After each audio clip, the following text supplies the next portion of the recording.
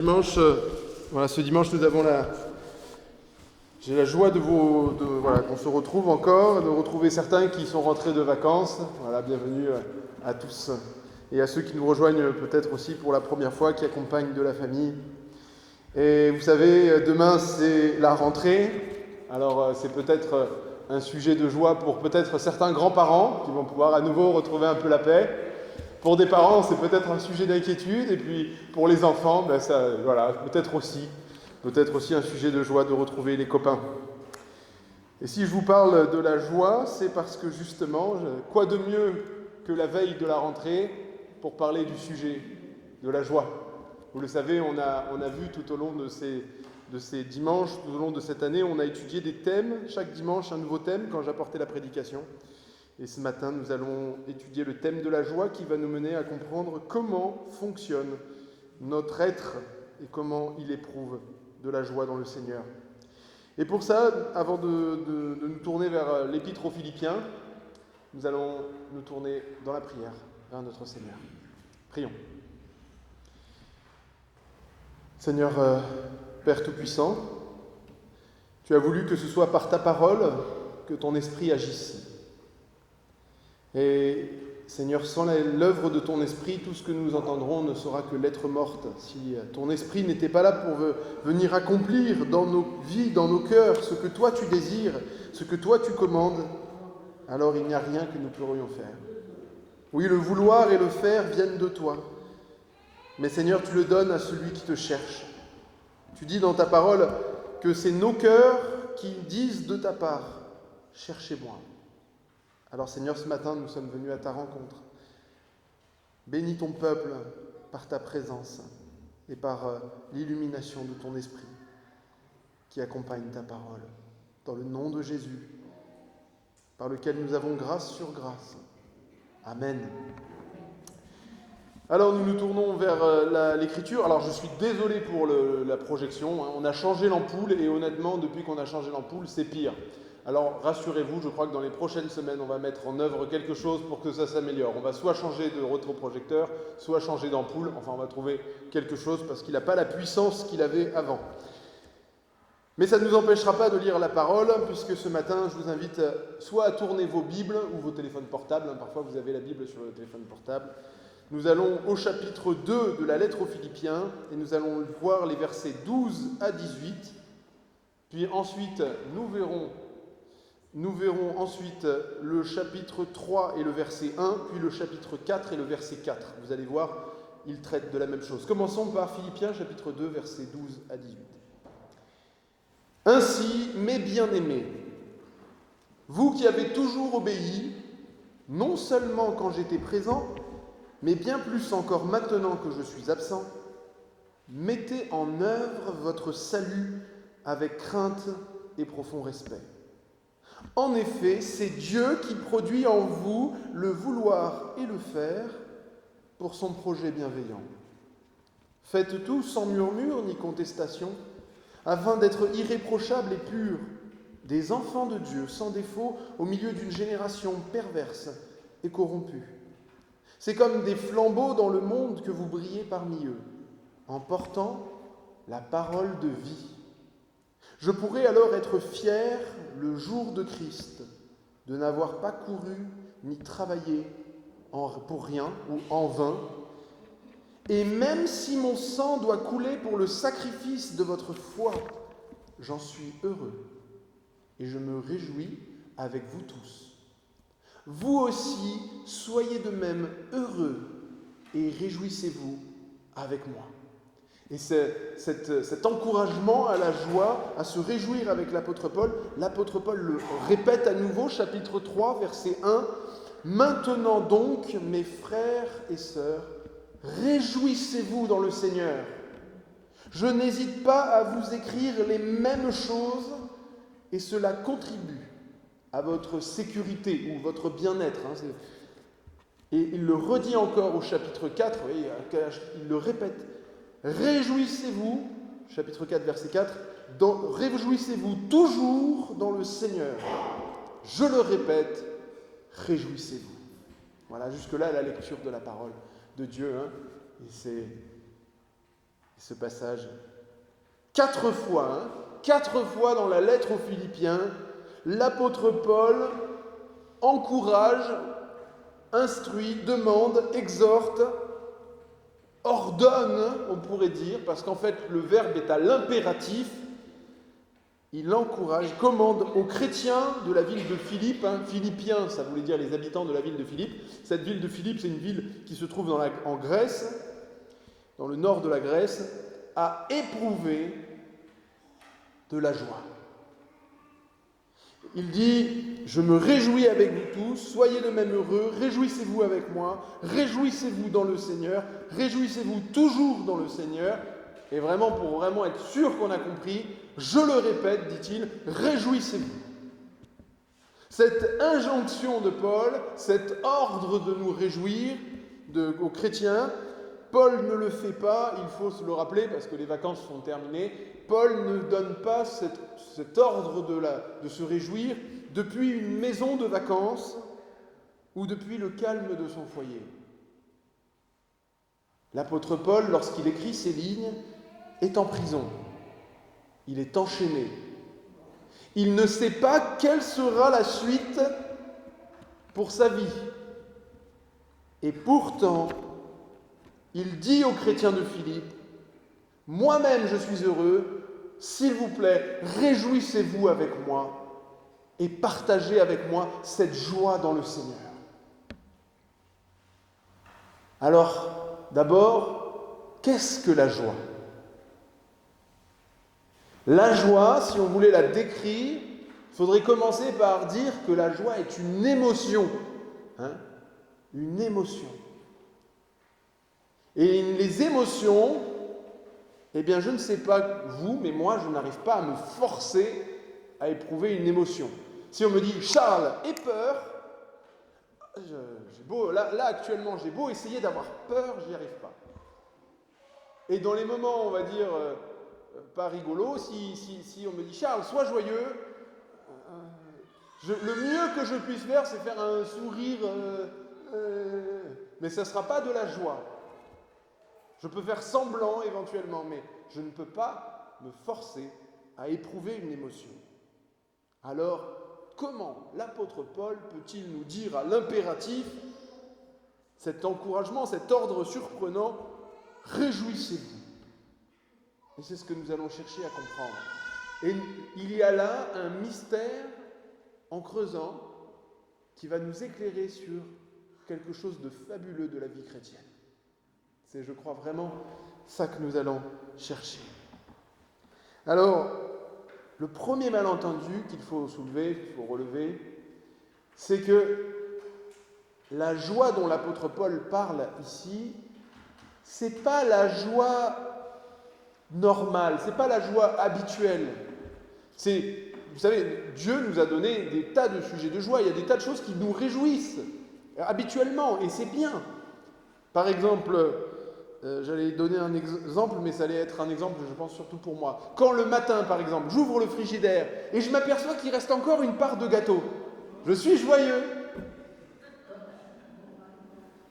Mais c'est une joie temporaire, c'est une joie qui n'est que la joie d'un moment. Et puis après, je l'ai vite oublié. Et je n'ai plus de sujet de joie. Peut-être que vous, quand vous ouvrez votre feuille d'impôt, et vous découvrez que, alors là, ça serait un miracle, il y a moins d'impôts à payer que ce que vous imaginiez. Et bien là aussi, vous êtes joyeux, c'est comme ça, c'est venu d'un coup. Vous vous êtes pas dit, tiens, mentalement, je vais faire l'effort, ah tiens, c'est une bonne information, je vais la traiter, bon, c'est le moment d'éprouver de la joie, je suis joyeux. Ça ne fonctionne pas comme ça, c'est spontané et instinctif. Ça, c'est la joie naturelle, normale, humaine. Et la joie dont l'apôtre Paul parle ici, vous l'avez compris, ça n'est pas non plus une joie forcée. Alors, pour bien comprendre la différence entre la joie spirituelle, cette joie durable, extrêmement intime, extrêmement profonde dont parle l'apôtre Paul, et à laquelle il invite les Philippiens à communier, à partager, et la joie habituelle de notre quotidien qui est bonne et qui a le mérite d'exister et qui nous fait du bien. Il faut comprendre, il faut revenir à la nature de l'être humain, au cœur même de ce que la Bible enseigne sur qu'est-ce qu'un être humain et comment nous fonctionnons. Et l'être humain, c'est vraiment, et c'est la Bible qui le dit, c'est une créature merveilleuse, d'une incroyable complexité. On est vraiment le chef-d'œuvre de la création de Dieu. Et ce que la Bible dit sur l'être humain, c'est que en l'être humain, il y a une réalité physique, matérielle, c'est notre corps, notre physique, et il y a une partie de nous qui n'est pas une partie physique, qui est une partie spirituelle, une partie immatérielle, que la Bible appelle notre esprit. Et c'est assez mystérieux, mais les deux fonctionnent vraiment ensemble. Et c'est le propre d'un être humain. Parce que les animaux, ils sont purement physiques, et les anges sont, eux, purement spirituels. Et nous, on est le mystère composé des deux. Et c'est dans notre partie spirituelle que se trouve notre conscience. Vous savez, les scientifiques se sont longtemps posé la question de savoir si les animaux avaient une conscience. Et en fait, non, ils n'ont pas la même conscience, clairement pas comme nous. Nous nous voyons faire les choses. Les animaux ne se voient pas faire les choses. Nous sommes capables de nous souvenir des choses passées, juste pour nous souvenir des choses passées. Les animaux ne font pas ça. Nous sommes capables de réfléchir à l'avenir loin. Et les animaux ne sont pas capables de faire ça. Nous avons cette conscience extraordinaire, et les scientifiques se sont dit, c'est peut-être parce que nous avons plus de cerveau. Et en fait, ils ont étudié le cerveau avec des appareils, ils ont cherché à comprendre comment notre cerveau fonctionnait. Et ils disent, on voit bien les parties du cerveau qui s'activent, mais il n'y a rien qu'on ait trouvé dans le cerveau qui active de lui-même le cerveau. C'est-à-dire, ils n'ont pas trouvé pourquoi c'est telle zone qui s'active, puis telle celle-là, et qui décide, et comment ça décide, comment ça fonctionne. Il y a un mystère de l'être humain que la science n'arrive pas à résoudre en étudiant seulement le physique. Et vous savez, et peut-être que vous avez vécu cette expérience vous-même, ou peut-être vous connaissez quelqu'un qui a vécu cette expérience, où la conscience de quelqu'un, lors d'un accident ou sur une table d'hôpital, bam, elle est sortie du corps, elle a observé le corps, et puis grâce à Dieu, ça s'est arrêté là, la conscience est revenue, mais il y a eu quelques secondes où la conscience est sortie. Eh bien, cette partie-là qui est sortie, c'est ce que la Bible appelle l'esprit de l'homme. Et la Bible dit, avant que la poussière retourne à la terre, Ecclésiaste chapitre 12, comme elle y était, ça parle de notre corps qui est poussière, et que l'esprit, et là c'est l'esprit humain, retourne à Dieu qui l'avait donné. Ainsi donc, l'être humain est plus que son corps, et il y a une partie spirituelle. Mais la Bible ne distingue pas seulement l'être humain en deux parties. En vrai, il le distingue en trois. Ou parfois en deux, mais parfois en trois. J'en veux pour preuve 1 Thessaloniciens chapitre 5, où l'apôtre Paul, sous l'inspiration du Saint-Esprit, dit que le Dieu de paix vous sanctifie lui-même tout entier, que tout votre être, l'esprit, l'âme et le corps. Mince, qu'est-ce qu'on fait de l'âme? Eh bien, l'âme, tout simplement, c'est la partie qui fait la jonction entre les deux, entre l'esprit et le corps. Et l'âme, étonnamment, des fois, elle est rangée du côté du corps et rangée des fois du côté de l'esprit. Quand elle est rangée avec le corps, on appelle cet ensemble la chair. Et quand elle est rangée du côté de l'esprit, de notre conscience, la Bible l'appelle le cœur. Le cœur, c'est pas... Quand la Bible parle du cœur, elle parle pas essentiellement de notre cœur physique, elle parle de notre âme et de notre esprit ensemble, qui fonctionnent. Et donc l'âme, contrairement peut-être à la conception catholique qui vient du latin, animus, où l'âme est confondue avec l'esprit, quand la Bible parle de l'âme, ce qui est le mot grec psyché, qui a donné le mot psychologie, en fait elle parle du siège de nos raisonnements, de nos émotions. Il y a donc une partie de nous qui est la partie la plus intime, notre être profond, qui est notre esprit. nos pensées, nos raisonnements qui fonctionnent en même temps avec notre esprit, et nos émotions et nos raisonnements qui fonctionnent aussi avec notre corps. L'âme qui est au milieu est comme la courroie de distribution allant d'un côté et de l'autre entre notre esprit et notre corps.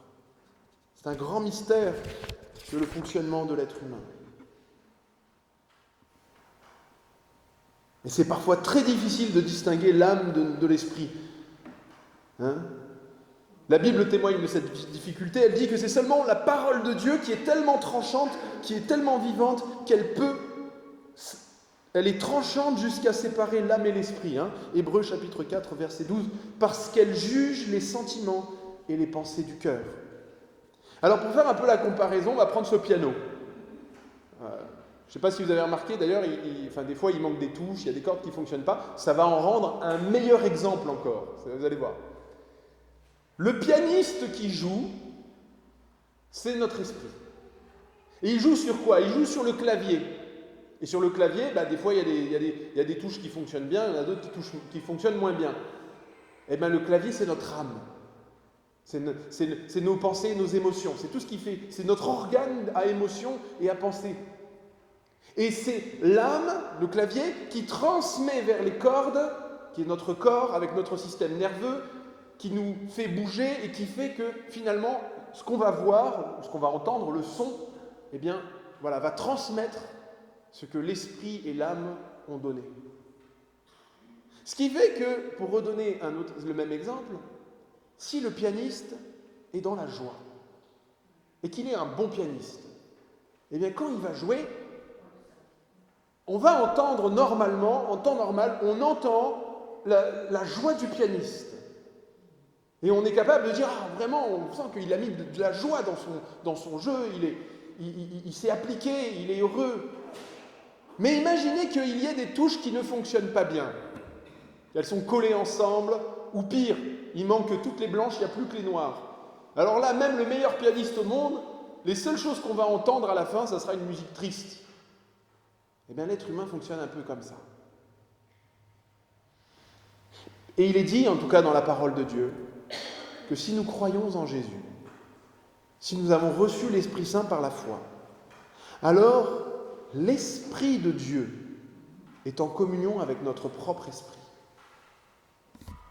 Romains chapitre 8 dit « L'Esprit lui-même rend témoignage à qui? À notre esprit, donc, que nous sommes enfants de Dieu. » Il y a une communion quand nous avons reçu la foi, quand nous avons cru, placé notre foi par le mystère vraiment de l'œuvre de l'Esprit.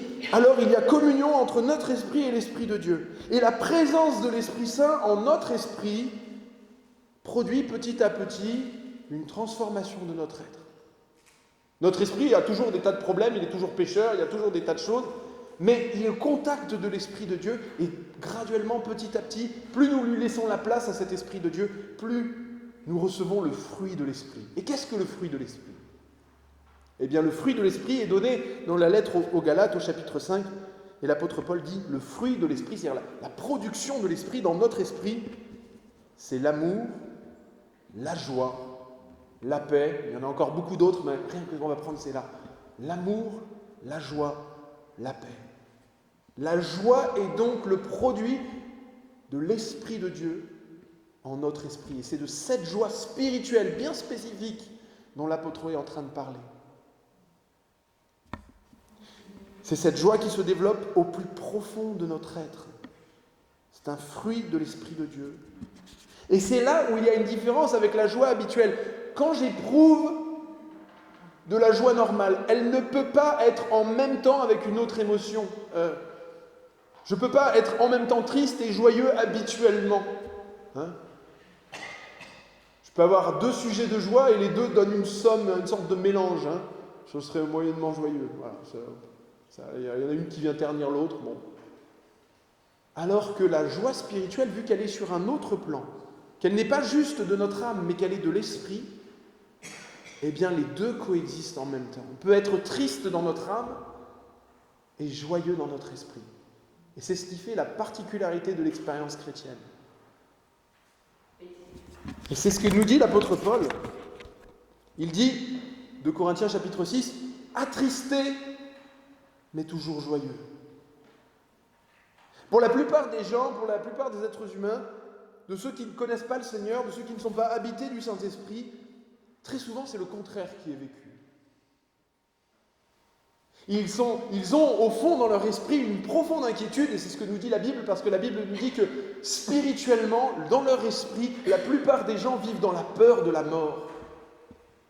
Ils ont au fond de leur conscience, bien caché, à un endroit qu'ils ont peut-être cadenassé au maximum, ils savent qu'il y aura un jour où ils seront en jugement, et ils sont inquiets.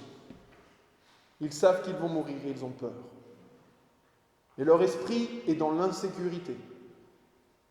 Et c'est pour ça qu'on voit des fois des gens, ils ont toutes les joies du monde, mais au fond d'eux, toutes leurs joies ne sont que des diversions, que des divertissements, que des choses pour, en fait, empêcher quelque part pour empêcher que, finalement, leur esprit qui est dans un état de détresse, s'exprime. Oui, il y a au fond d'eux, dans la part immatérielle de leur être, du désespoir, que rien des plaisirs ou des joies de la vie du quotidien ne parviennent à cacher pleinement. Rien n'est capable, dans ces joies de l'âme et non de l'esprit, à remplir le vide que leur esprit humain pourrait leur faire éprouver. Mais tel n'est pas le cas du chrétien. Notre corps peut ressentir de la douleur, notre cerveau être atteint au point qu'il dysfonctionne, on peut avoir Alzheimer, notre âme peut être dans la souffrance, nous pouvons être tourmentés par des combats, des maladies psychiques, et même des dépressions, mais tout au fond, caché bien au fond de notre esprit, habité par le Saint-Esprit, il y a de la paix, il y a des traces de joie. Et c'est pourquoi l'apôtre Paul a dit en 2 Corinthiens chapitre 4, il dit ces phrases magnifiques. C'est pourquoi nous ne perdons pas courage. Et même lorsque notre homme extérieur se détruit, c'est-à-dire notre corps et notre âme, dans le sens tout ce qui permet à nos émotions et nos raisonnements de fonctionner bien, notre homme intérieur, c'est-à-dire notre esprit, se renouvelle de jour en jour. Car nos légères afflictions du moment présent produisent pour nous, au-delà de toute mesure, un poids éternel de gloire, parce que nous regardons non pas aux choses visibles, mais à celles qui sont invisibles, c'est-à-dire à ce qui est spirituel. Car les choses visibles sont passagères, mais les invisibles sont éternelles. Et peut-être vous vous souvenez, Gérard avait apporté ce message il y a quelques semaines, je crois que c'était en juin ou en mai, où il avait prêché sur ces versets, où Jésus disait « Si quelqu'un m'aime, il gardera ma parole, et mon Père l'aimera, nous viendrons à lui, et nous ferons notre demeure chez lui. » Jésus est en train de parler de ce que c'est que la vie de l'Esprit. Quand le Père et le Fils, le Dieu unique, vient habiter, c'est le Saint-Esprit, en nous. Et Jésus dit, juste après au chapitre « Je vous ai dit cela, afin que ma joie, c'était la joie de Jésus, la joie de Dieu, demeure en vous, et que votre joie soit alors complète. » Ça veut dire que la joie que nous vivons, que nous ressentons, spirituellement en tant que chrétiens, cette joie qui dure, malgré tout ce qu'on peut mettre dessus, elle est toujours là. Cette joie, c'est la joie que l'Esprit Saint ressent lui-même, que Dieu ressent lui-même, et qu'il nous donne, qu'il nous communique par son Esprit. Et elle s'exprime. Elle est faite pour s'exprimer. Si Dieu nous a donné nous donne sa joie, si notre joie est dans le Seigneur, comme dit l'apôtre Paul, quand il dit « Réjouissez-vous dans le Seigneur », spirituellement dans le Seigneur, ça veut dire que ce que Dieu veut pour chacun de nous, c'est que cette joie, elle remplisse notre esprit, et que notre esprit communique à notre âme sa joie, et que notre âme, nos émotions, notre intellect étant remplis d'un sujet de joie, la transmettent même jusqu'à notre corps, et qu'elle s'exprime. Et c'est pourquoi l'apôtre Paul dit, vous pouvez être des flambeaux dans cette génération perdue. Les gens de l'extérieur pensent que la religion, et c'est le cas, c'est vrai, de la plupart des religions du monde, que la religion c'est quelque chose d'austère. Hein, et on a l'image comme ça, hein, les bigots font la tête, hein, ils sont tout le temps malheureux. Et plus ils font la tête, plus ça veut dire qu'ils sont spirituels. Jésus l'avait remarqué, hein, avec les pharisiens. C'est pourquoi il a dit à ses disciples, quand vous jeûnez, ne prenez pas un air triste comme font les hypocrites. Et quand on y réfléchit vraiment, ce que nous dit en fait l'apôtre Paul, il nous invite à la piété, à la vraie piété, à la sainteté, qui est une vie joyeuse. Il n'y a rien de proprement spirituel à une absence continuelle de joie, à une absence prolongée de sourire. Nous avons une joie tellement profonde que rien ni personne ne peut nous l'enlever. Un chrétien qui, en dehors, on va dire, voilà, du fait que le reste de son piano est cassé, hein, mais pour un piano qui fonctionne bien, hein, c'est-à-dire si notre âme va bien, on n'a pas de raison chimique ou nerveuse qui fait qu'on est tout le temps dans la tristesse, ou qu'on n'a pas... Il serait normal, en fait, il est normal que si nous allons bien dans notre esprit, que nous ayons de la joie dans le Seigneur et que cette joie puisse se voir aussi. Un chrétien sans joie, c'est comme un malade guéri, mais qui continue à se plaindre d'être malade alors qu'il ne l'est plus. C'est comme un homme qui était pauvre, qui est devenu millionnaire et qui continue à se plaindre comme s'il n'avait rien gagné. Il y a quelqu'un, il y a quelques semaines, qui a gagné, c'est l'euro-million, alors là, il a gagné 250 millions d'euros. Quelle joie il a dû éprouver. Alors que probablement les 250 millions d'euros vont lui ruiner sa vie, parce que tous ses amis vont se retourner contre lui, ça va être bref, vous savez, c'est très difficile. Mais nous, frères et sœurs, on a gagné plus que 250 millions d'euros. On a gagné un héritage extraordinaire. Et ça, c'est quand on focalise notre attention, l'attention de notre âme, vous savez, ça marche dans les deux sens, l'âme et l'esprit.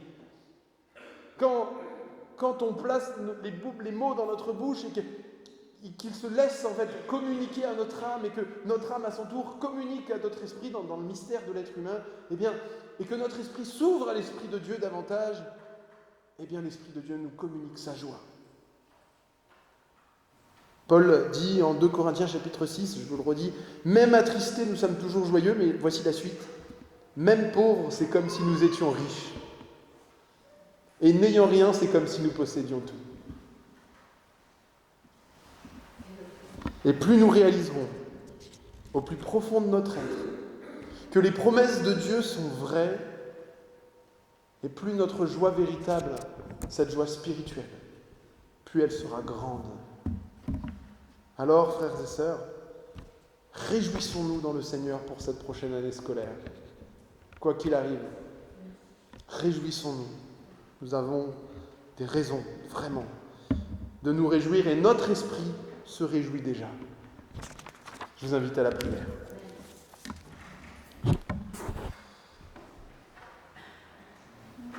Seigneur, merci parce que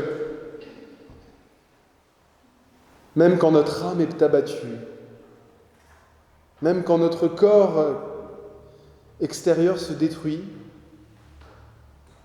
par la présence de ton esprit en nous, que nous avons reçu quand nous avons cru, notre être intérieur est dans la joie.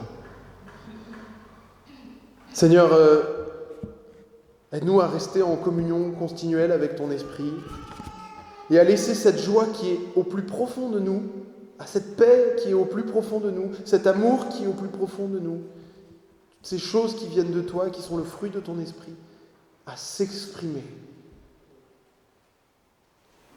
Chacun selon son caractère. Merci Seigneur pour cette joie que tu nous donnes et que personne ne pourra jamais nous enlever.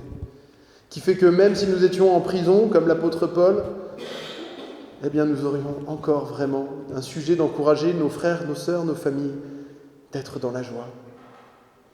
Béni soit ton nom, Seigneur. Puisses-tu être loué avec joie et acclamé avec joie. Amen.